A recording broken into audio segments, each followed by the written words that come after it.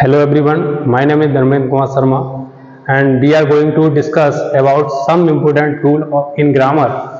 ये जो रूल मैंने यहाँ लिखा है ये बहुत इंपॉर्टेंट रूल है और ये बार बार SSC exam, CGLs and other exams में ये बहुत बार आता है। जहाँ भी ग्रामर पूछी जाती है वहाँ ये रूल बार बार देखने को मिलता है। देखिए, with, together with, along with, in addition to, and not, like, unlike, except, including, excluding, but, besides, accompanied by के पहले सब्जेक्ट के नंबर तथा पर्सन के हिसाब से हमें वर्ब लगाना होता है। यहाँ हमें देखना है, देखो फॉर एग्जाम्पल यहाँ लिखा हुआ है, एग्जाम्पल के लिए हमने ये सेंटेंस लिखे हैं, the criminal along with his followers was arrested।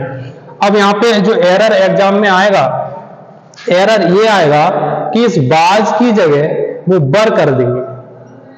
आपको एग्जाम में देखने को मिलेगा वो बर यहाँ पे लिख देंगे और यही एरर होगा, क्योंकि मोस्टली बच्चे क्या करते हैं, इस फॉलोअर्स के हिसाब से, क्योंकि यहाँ पे जो बर है, वर्ब जो है इस नियर बाई सब्जेक्ट के हिसाब से यहाँ पे बर कर देते हैं, परंतु ऐसा नहीं करना है, क्योंकि यहाँ पे जो along with है, along with जो है ये प्रीपोजिशन का काम कर रही है। किसका काम कर रही है?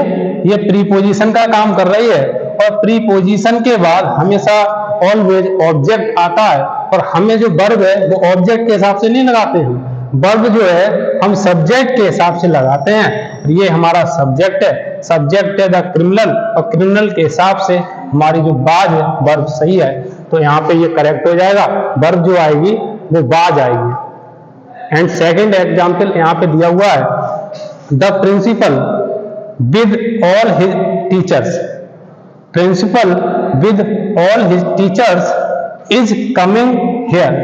अब यहाँ पे एरर जो डालेगा एग्जामिनर वो यहाँ पे इज की जगह वो आर कर देंगे।